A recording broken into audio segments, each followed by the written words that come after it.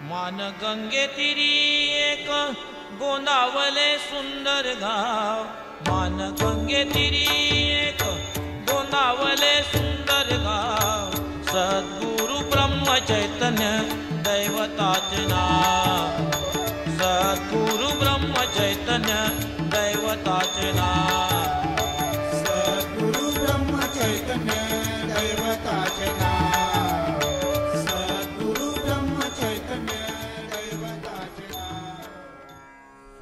गुरुकुल शिक्षा यूट्यूब चॅनलच्या माध्यमातून आपण समर्थ सद्गुरू श्री ब्रह्मचैतन्य गोंदवलेकर महाराज यांचं चरित्र क्रमशः श्रवण करत आहोत.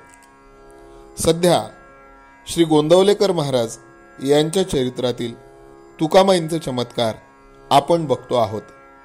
दररोज सकाळी 11 वाजता आपल्या यूट्यूब चॅनलवरून हा व्हिडिओ प्रसारित होतो आणि त्यानंतर तो आपण कधीही बघू शकता. या चरित्र मालिकेतील आजचा जवळपास हा 17वा भाग आपल्या सर्वांसाठी आम्ही घेऊन आलो आहोत. आपल्या नित्याच्या प्रथेप्रमाणे आपण समर्थ सद्गुरू श्री ब्रह्मचैतन्य गोंदवलेकर महाराज यांना अभिवादन करूयात आणि आजचा कथाभाग बघूयात. जयाचा जनी जन्मनामार्थ झाला, जयाने सदा वासनामात केला, जयाच्या मुखी सर्वदा नाम कीर्ती, नमस्कार त्या ब्रह्मचैतन्य मूर्ती. समर्थ सद्गुरू श्री ब्रह्मचैतन्य गोंदवलेकर महाराज की जय. तुकामाईंचे दुसरे गुरुबंधू रावसाहेब शेवाळकर हे गृहस्थाश्रमी होते. शेवाळ तालुक्यामध्ये कळमनुरी या गावी ते राहत असत. त्यांच्या घरी नेहमी मोठा अन्नदान होई.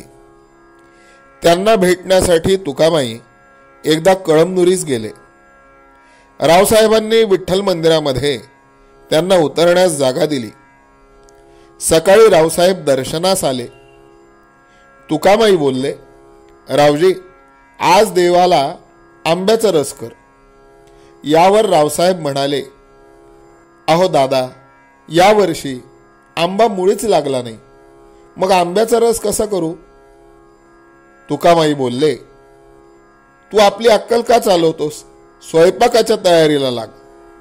रावसाहेब निघून गेल्यानंतर काही वेळानं एक बाई श्री तुकामाईंच्या दर्शनाला आली आणि तिने त्यांच्या पुढे एक आंबा ठेवला. त्यांनी त्या बाईला विचारले, बाई, तुझ्याजवळ आणखी आंबे आहेत का? असेल तर सगळे रावसाहेबांना आणून दे. बाई म्हणाली, आज सकाळीच माझी आंब्याची गाडी आली आहे, ती तशीच इकडे आणून सोडते. अशा प्रकारे तुकामाईंनी त्या दिवशी सर्व गावाला पोटभर आमरस खाऊ घातला. रावसाहेबांच्या घरी काही दिवस राहून तुकामाई तुपे गावला आले. मंडळीमध्ये मजेत बसले असता तिथल्या देशमुखाची बायको बायजाबाई दर्शनाला आली. ताटामध्ये कांदा भाकरी घालून तिने तुकामाई समोर ते ठेवले आणि आपण बाजूला उभी राहिली. मंडळीमध्ये कुरबुर सुरू झाल्याबरोबर तुकामाईंनी बायजाबाई उभी होती त्या बाजूला ते ताट भिरकावलं आणि आपण उठून चालते झाले. ताटामधली कांदा भाकरी नाहीशी होऊन त्याऐवजी सुंदर सुगंधी शुभ्र जाईची फुले सगळीकडे उधळली गेली. तुकामाई एकदा एका धनगराच्या घरी कांदा आणि शिळी भाकरी खाऊन आले. त्यातली थोडी भाकरी त्यांनी आपल्याबरोबर आणली आणि दर्शनाला आलेल्या सर्व मंडळींना प्रसाद म्हणून वाटली. काही लोकांनी प्रसाद तिथंच खाल्ला, काहींनी तो जो आपल्याजवळ ठेवून दिला. पण एका गृहस्थाला त्याची किळस आली. तो उठून बाहेर आला आणि विष्णवे नमः विष्णवे नमः असं म्हणत त्यानं तो भाकरीचा प्रसाद कुत्र्यापुढं टाकला. इतकंच नव्हे तर घरी जाऊन स्नान केलं तेव्हा आपण शुद्ध झालो असं त्याला वाटलं. थोड्या वेळानं मात्र त्या माणसाचं पोट दुखू लागलं. पोटातला पोटशूळ त्याला सहन होईना तेव्हा त्याच्या नातेवाईकांनी त्याला तुकामाईंकडे आणले. तुकामाईंनी त्याच्याकडे बघितले आणि जवळ बसलेल्या एका मुलाकडे बोट करून विनोदाने म्हणाले, या मुलाची लघवी त्याला पाजा, म्हणजे पोट थांबेल.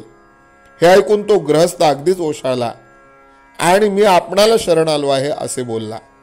तुकामाईंनी त्याच्या पोटावरून प्रेमानं हात फिरवला व लगेच त्याला बरं वाटलं. निजामाचे एक मराठी सरदार राजे रघोत्तमराव यांच्या कुटुंबापैकी एकीलाही मुलबाळ नव्हतं. आपल्या दोन्ही बायकांना घेऊन ते येहळे गावला आले. डेरे राहुट्या लावून गावाबाहेर मुक्काम झाला. तुकामाईंचं रोज दर्शन घेतलं तरी ते काही बोलेनात. 8 दिवस झाल्यावर परत जाण्यास परवानगी मागण्यासाठी राजेसाहेब सहकुटुंब आले. प्रत्येक बायकोला भाकरीचा तुकडा व कोरडे पिठले तुकामाईंनी प्रसाद म्हणून दिले. बायकांना ते पसंत पडले नाही. घरी येऊन दोघींनीही तो प्रसाद बाजूला ठेवून दिला. राजेसाहेबांबरोबर त्यांचा भटजी बायकोसह आला होता. त्यालाही मूलबाळ नव्हते.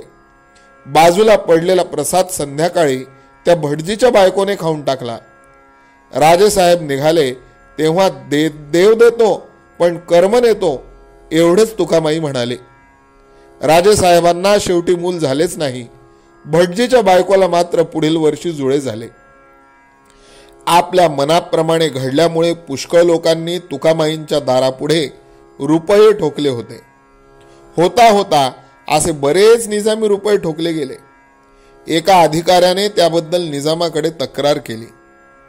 खरा प्रकार काय आहे हे पाहण्यासाठी एक मुसलमान नवाब येहळे गावसला आला. त्याचा तंबू तुकामाईंच्या अगदी घरापाशी होता.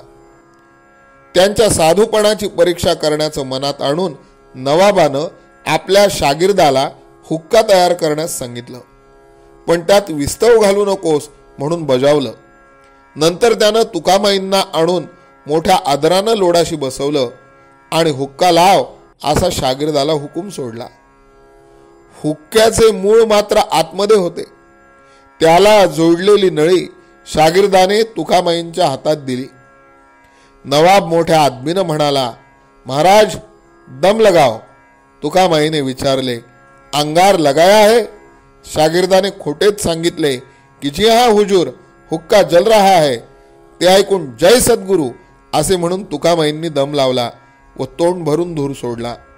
तिकडे आतमध्ये हुक्क्यातून ज्वाला उसळून तंबूला लागल्या व तंबू जळू लागला. मग मात्र नवाब घाबरला व तुकामाईंचे पाय धरून म्हणाला, महाराज कसूर माफ करो, आपका बंदा हूं, फिर ऐसा ना करूंगा. नवाब त्यांचा शिष्य बनला व तेव्हापासून बरेच मुसलमान अधिकारी येहळे गावला यायला लागले. आजपर्यंत केलेल्या या श्री तुकामाईंच्या चमत्कारावरून श्री तुकाराम चैतन्य कोण होते याची साधारणतः सर्व श्रोत्यांना कल्पना येईल. 19व्या शतकाच्या उत्तरार्धामध्ये जे ब्रह्मनिष्ठ सत्पुरुष भारतामध्ये होते त्यांच्यापैकी हा विलक्षण योगीराज एक अतिथोर असा महात्मा होता. बहुजन समाजावर आईप्रमाणे प्रेम करणारा हा संत बाहेरून जरी कडक दिसला तरी अंतःकरणात इतका प्रेमळ होता की त्याचं दर्शन घेऊन परत जायला निघालेल्या लोकांना वियोगाच्या दुःखानं रडायला येत असे. जो मनुष्य परमार्थ साधण्यासाठी त्यांच्याकडे येई त्याचा पाया चांगला मजबूत करून मगच त्याच्यावर ते कृपा करीत. म्हणून अशा साधकाला देहाच्या दृष्टीने ते नाना तऱ्हेचे कष्ट करायला लावीत. पुष्कळसे साधक या कष्टांना आणि अपमानाला कंटाळून निघून जात, पण जे थोडे लोक टिकले ते फारच छान तयार झाले. तुकामाई एखाद्या साधकाची परीक्षा करताना त्याला मार देत, शिव्या देत, उपाशी ठेवत किंवा पाणी भरायला लावीत किंवा हाकलून देत. परंतु त्या साधकाने जर या गोष्टी शांतपणे सोचल्या तर तो प्रसंग झाल्याबरोबर त्याला आपल्या पोटाशी घेऊन ते मोठ्या प्रेमाने त्याच्या अंगावरून हात फिरवीत.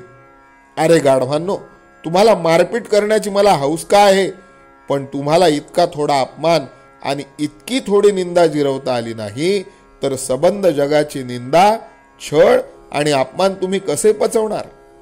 जगाचे आघात शांतपणे गिळून पुन्हा आपली निष्ठा जशीच्या तशी कायम ठेवणे यालाच परमार्थ म्हणतात. या शब्दात तुकामाई साधकांना उपदेश करीत असत. आपण स्वतः जरी ते योगशास्त्रामध्ये पारंगत होते तरी सामान्य लोकांना भक्तीच्या मार्गानेच जायला ते सांगत. प्रपंचात राहा, त्यातील सुखभोगा, पण पांडुरंगाला विसरू नका असं ते वारंवार म्हणत.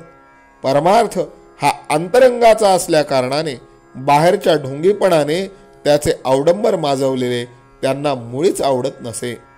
गोचर स्वामी सारख्या अधिकारी गुरुबंधूवर ते त्यांचं पुत्रवत प्रेम होतं. तसंच रावसाहेब शेवाळकरांवर त्यांचा अतिलोभ होता. तुकामाईंचं स्वरूप पाहताच पूज्यभाव उत्पन्न होई.